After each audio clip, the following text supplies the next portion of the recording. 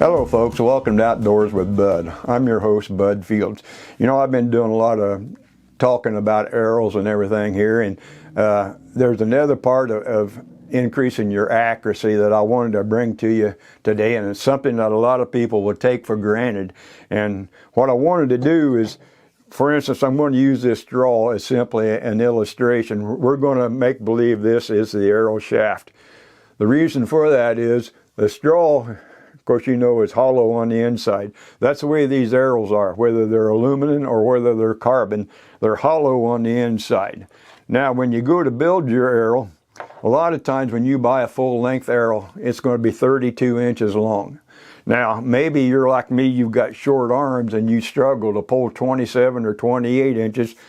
All that weight, that extra length of that arrow is going to make that arrow front heavy, and it's going to affect the arrow flight. You want it maybe an inch in front of the face of the bow. But when they cut them, depending on who done it, if you order them a certain length coming from the factory, it's very rare that they're not cut perfectly straight. Sometimes these guys will make their own arrow cut-off saws. Maybe the blade is not quite the proper made, and when it goes to cut, it might flex, and instead of cutting it flat, straight, it might cut it at an angle. Well then, when you, just like these aluminum arrows and these carbon arrows, there will be a little insert that goes in the front that you just slide it down inside there, and you put a little bit of the epoxy or some kind of an adhesive there, and that will glue that in there. And then all you have to do is take your field point or your broadhead and put it in that little bushing and tighten it down. Now, I was telling you about maybe it not being cut quite square. Now on the other end of the arrow, it's where the knock will go in there. It's like I say, it's going to be hollow all the way through. You just take that knock and you can just slip it in the arrow and you push it in, and it's got a little collar right here on the knock, and that will stop it. Now then, what you want to do to ensure, this first arrow I'm going to show you right here is aluminum. Now I'm going to hope you can concentrate on this point. I'm going to rotate this on this arrow spinner. Now this is a device that you can put on there, and you spin your arrow. You can tell if there's any wobble or anything that's bent. Now if it is bent, you need an arrow straightener, or you need to take it to an archery pro shop and they can straighten it for you. I used to have an Apple arrow straightener, and it had an indicator on it, and it took a while to get the right pressure, but you couldn't straighten them. But if you look at that arrow, I hope you can see that wobble. Is that showing? Can you see that pretty good? Now you got to remember, this is coming off of a bowstring, whether you're shooting a recurve bow, or whether you're shooting a compound bow, or whether you're shooting a crossbow. It's coming off of there, and it's going to be flying sometimes like 300, 350 foot a second. And any wobble that you see on that shaft is going to be intensified as it's flying, and you're not going to have accuracy. Now then, you can see this wobble way down here at the knock end, at the far end. You can hear it and see it wobble up through here, and you can actually really see it over here at the tip. That tip is just rotating and hopping up and down. Now, this is basically what you're wanting. Now, this is one of the bolts that I made for my crossbow. There's absolutely no wobble at all. There's no kind of movement other than it rolling around at the knock end. There's no movement right here in the middle, and there's no movement at the top. Now, how can you fix that? Well, if you've got a wobble like that, let's say maybe it was cut at a wrong angle. I just got this new arrow spinner right here, and this has got a little device right on the very end. Now that little round circle you see, it looks like it might be a coin. That is a sandpaper disc. Well, what you do on this, like with this one right here, now you can see that's still running pretty straight. But if it was hopping up and down, you can simply put this right on the very end, and Okay, I'm gonna take this point off there and kind of show you what you'd need to do. You'll have to remove this little insert, and maybe you can see that on the end. It's kind of gold color. This is what that actually looks like right here. This is like brass. It slides down inside of there, and this is down and through here. What you got to do is take this out. And what I like to do, I've got like a Sharpie over here that is like silver, and right on the throat of that end, I will actually paint that all over, and then you simply put that on them wheels. Then you put it up against that little disc. You put a little pressure, like I'm pushing it from the left to the right, up against that sandpaper disc. Then you rotate it, and you just rotate it back and forth 2 or 3 times.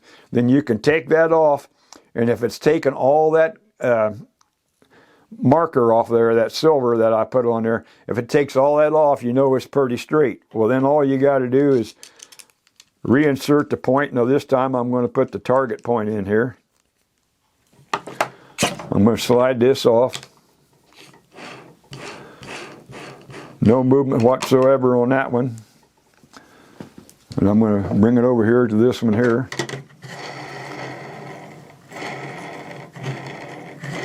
That's perfectly straight. Now I actually made a piece like this once, and I had a little dot to where if I put it on that straightener there, you can see exactly where the point of that broadhead or your field point is.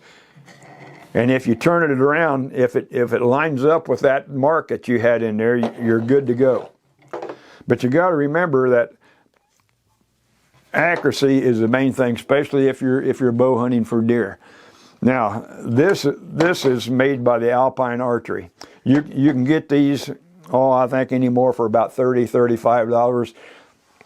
A little fancier ones like this has got like roller bearing, ball bearing wheels on it, and it rotates pretty good. But something like this does a great job. That's a good way to check it real quick like.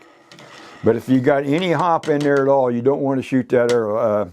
What are you going to do with that arrow? I know I've had some in the past that my wife used them for tomato plant climbers. She stuck them in the ground, and wired them all up. But when you're hunting with a bow, you're only basically going to get 1 shot at the deer. I mean, I say that, but I remember one time in Michigan, I had 5 shots at a deer. I was walking in, and I bumped my bow sight, and like a dummy, I didn't check it. I should have once I got up there. That deer come in, I put my sight pin on it, and I shot right over it. That deer didn't even move. And I thought, that's a dead deer. That arrow went through it, and he didn't even know he was hit. I shot 5 arrows before it dawned on me something was wrong. After the deer ran away, I got down out of the tree and went over and retrieved my arrows. I had to resharpen all my points. Then I dared the deer to come back after I found out what I'd done. But if you get anything like this aluminum arrow here that's got all that wobbling in it, you might as well get rid of that, because you're not going to be able to shoot it accurately at all. But the carbon arrows, they're a little more durable compared to the aluminum arrows. They're somewhat more expensive, but I've shot multiple deer with the same arrow. The only thing I done, maybe I changed the field point or the broadhead on it, or I resharpened it, and it was a good go. But that's something that I think that you might want to pay attention to, especially if you're going to be hunting with certain broadheads. I've got a number of different ones that I like to experiment with, but it seems like I always go back to my old ones that's tried and true. Now I'm going to see if I can make this one wobble. Well, I'm pretty lucky here. Sometimes if they're not screwed all the way back in, it'll wobble. But that's what you're after. Paid attention to both ends. And if anybody's in the market looking for one, I'd make somebody a fantastic deal on one of these. But it's one of those things that guys overlook, that I think anything that you can do to increase your accuracy when you're bow hunting, you owe it to yourself, you owe it to the animal that you're hunting to shoot as accurately as possible. So if you got any questions about that, ladies and gentlemen, feel free to contact me, and I'll do whatever I can to answer your questions. show you how to do this kind of stuff, and that's why we're doing these podcasts, to be informative, because it's a lot more fun when you're going out there and you know that your equipment's working good, and if you make a mistake, that happens. There's not a deer walking around that I can't miss. So I want to thank you folks for joining in, and we've got some more in-depth things I'm planning on getting done and bringing to you to share some information with you so you can enjoy your time in the woods as much as I do. So thanks for coming in. God bless you, and we'll see you in the woods.